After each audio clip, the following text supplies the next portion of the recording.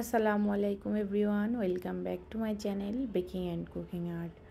আজকের রেসিপিতে থাকছে অথেন্টিক রসমালাই।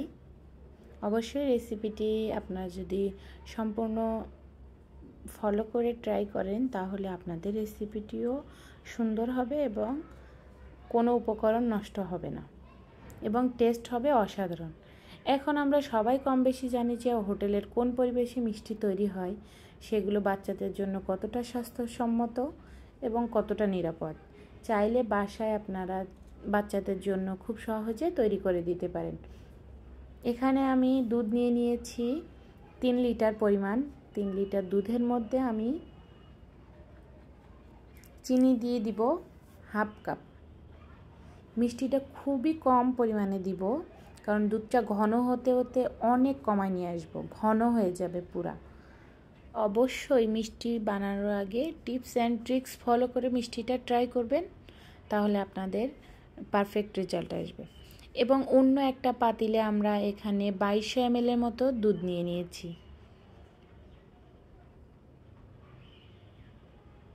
যখন দুধটা ফুটে উঠেছে তখন জালটা বন্ধ করে দিয়েছি।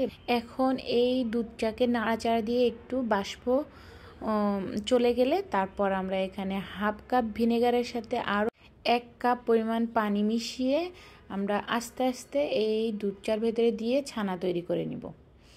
আস্তে আস্তে একটু নেড়ে চেড়ে দিলেই দেখবেন যে দুধটা থেকে ছানা হয়ে গেছে। এখন এই ছানাটা সুতির কাপড়ে নিয়ে তারপরে আমরা নর্মাল টেম্পারেচারে পানি দিয়ে ধুয়ে 1 থেকে 1.5 ঘন্টার জন্য পানি ঝরানোর জন্য রেখে দিব। অন্যদিকে আমাদের দুধটা দেখতেই পাচ্ছেন যে এ পর্যায়ে এতটা পর্যন্ত ঘন করা হয়েছে। আরও জাল করতে হবে দুধটা,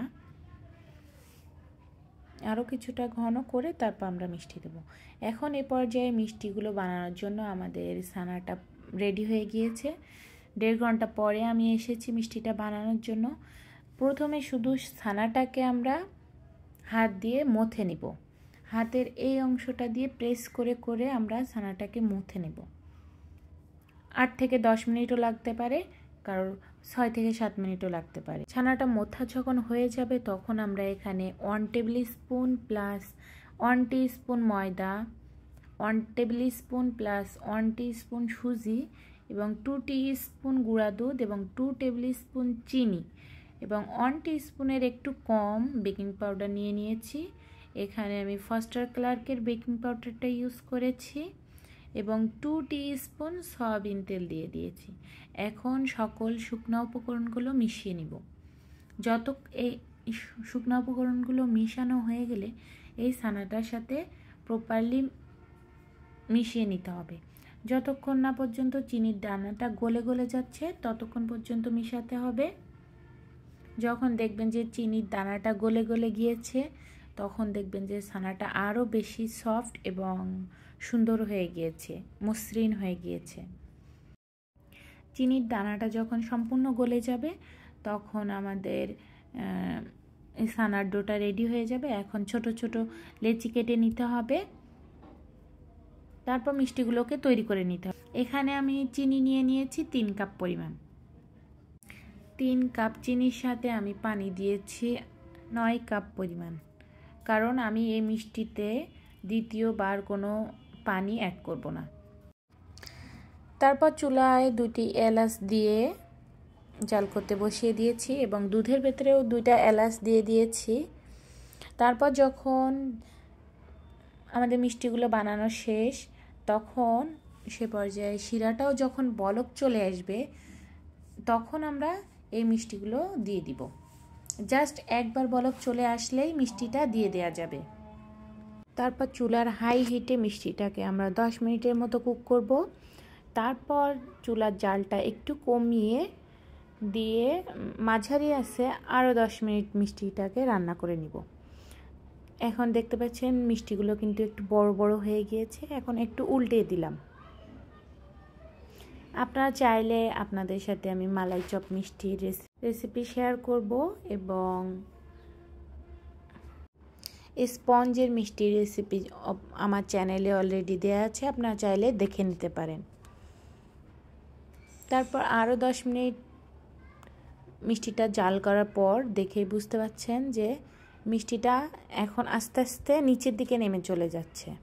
তখন বুঝতে হবে যে মিষ্টিটা শেষের দিকে। তারপর আমরা একটা গ্লাসে 1 গ্লাস পানি নিয়ে নিব।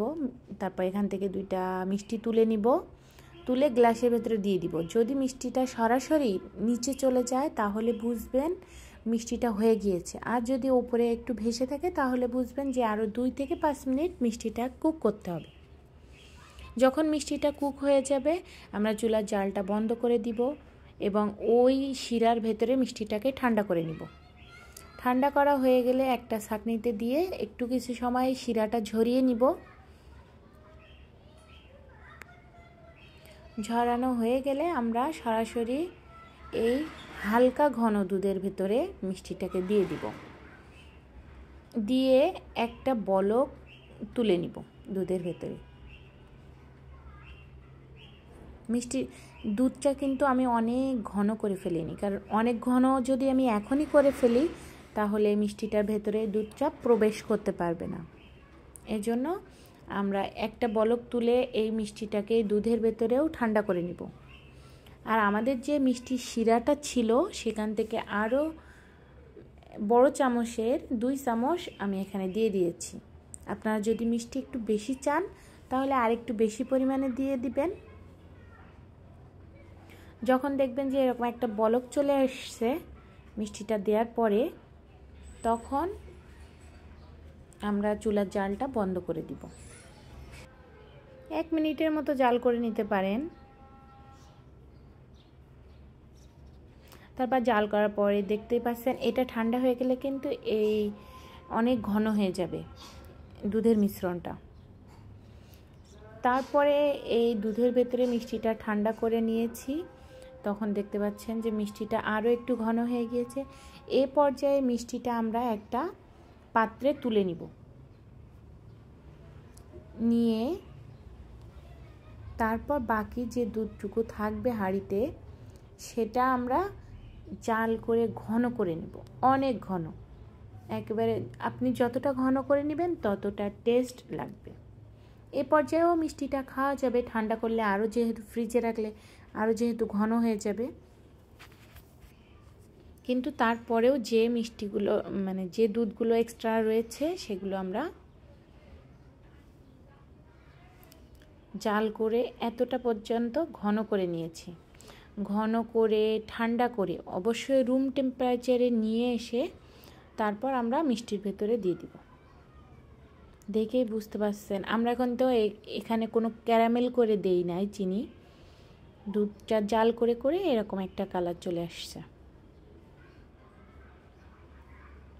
তারপর ওই যে তুলে রাখা মিষ্টির ভেতরে এই রুম টেম্পারেচারে থাকা এই দুধের ঘন অংশটা দিয়ে দিব, দিয়ে নেড়ে চেড়ে ফ্রিজে রেখে দিব। এখানে 1 থেকে 2 দিন যদি রেখে দেন, 1 দিন রাখলেও টেস্ট বেশি আসবে, 2 দিন রাখতে পারলে তো কথাই নাই, আরও বেশি ভালো লাগবে। তবে আমাদের মিষ্টিগুলো বানানোর সময় যখন আমরা মিষ্টিটা প্রথম রেডি করেছিলাম তখন বাসায় বাচ্চারা কিছুটা খেয়েছিল। ওই মিষ্টিগুলো বাদ দিয়ে আমাদের এখানে মিষ্টির পরিমাণ হয়েছিল 1650 গ্রাম। তবে আপনারা চাইলে কম পরিমাণ দুধ জাল করে এখানে গুঁড়া দুধ দিয়েও ঘন করে নিতে পারবেন। তাছাড়াও আপনি বেশি পরিমাণ দুধ নিয়ে জাল করে যত বেশি ঘন করে মালাইটা রেডি করবেন তত বেশি টেস্ট লাগবে।